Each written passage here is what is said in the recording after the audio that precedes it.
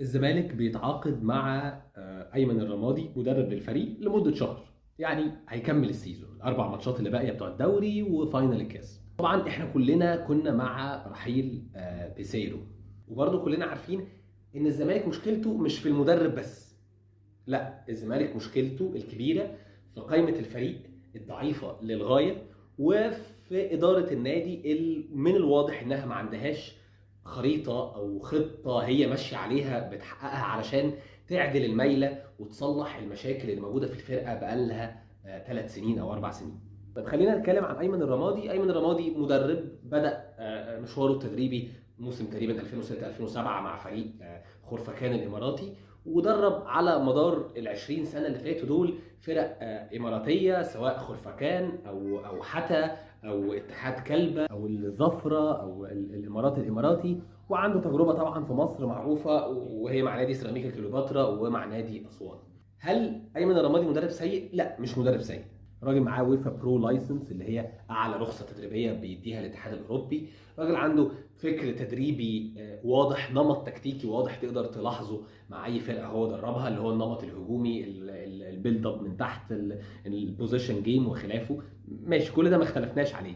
لكن هل الراجل عنده تجربه ناجحه منوره جدا مع فريق كبير بينافس على بطولات بيتعرض لضغط تقدر ان انت تقول ممكن ينجح مع الزمالك؟ لا، ما عندوش. هل الراجل عنده تجربه حقق فيها نجاح كبير مع فريق بقماشه ضعيفه زي القماشه بتاعت الزمالك؟ لا. يعني اداؤه مع اسوان ما كانش سيء، لكن ما كانش واو. اداؤه مع سيراميكا كان بيتميز بالكره، يعني اللي الناس بتقول عليها الكره الجميله اللي هي هجوميه وبتاع. ماشي. هل تجربته على الورق بتقول ان هو دي تجربه حد غالبا هينجح مع الزمالك؟ لا، ما بتقولش كده. ربما ينجح، ربما ينجح. هل هو افضل احتمال لمدرب مؤقت كان الزمالك ممكن يجيبه؟ ممكن.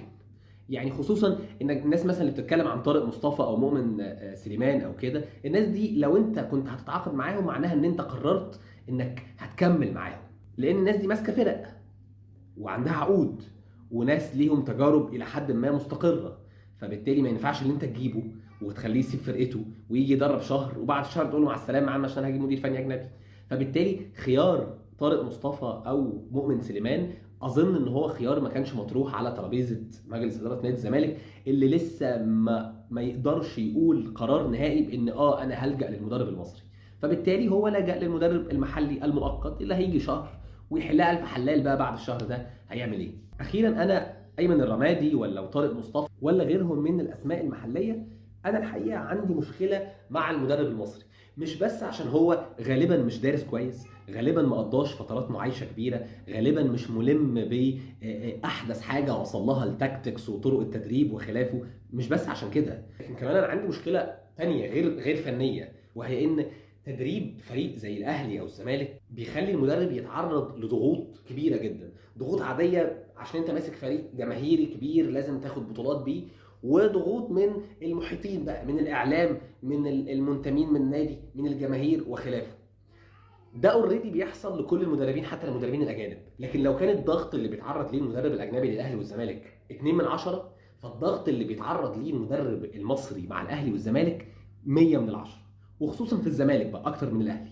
اضف بقى مشكله جديده لايمن الرمادي، ان هو مدرب مش من ابناء النادي، مش من الشله يعني اللي بتدور على الزمالك وقت ما بيلجأ لمدرب محلي. فانا عايزك تتخيل بقى كم الضغوطات اللي هيتعرض ليها والتصريحات الحلوه الشقيه اللي هتطلع، اللي اوريدي طلع منها. احنا هو بقى لنا الاعلان عن تعيين ايمن الرمادي بقى له مثلا 5 6 ساعات، طلع 4 5 تصريحات، تصريح من كابتن طارق يحيى وتصريح من كابتن هشام يكا.